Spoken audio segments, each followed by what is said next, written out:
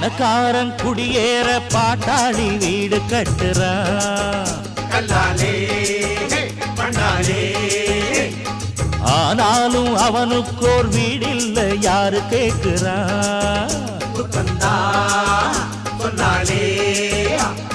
பல பேரு தான் உடுத்த நெசவாளி நூல நெய்யறான்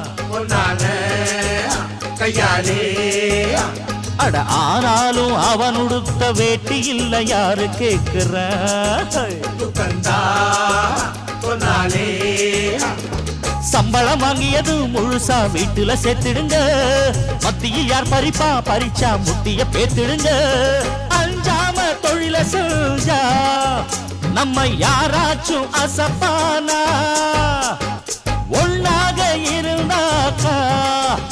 இங்கே வாலாட்ட நினை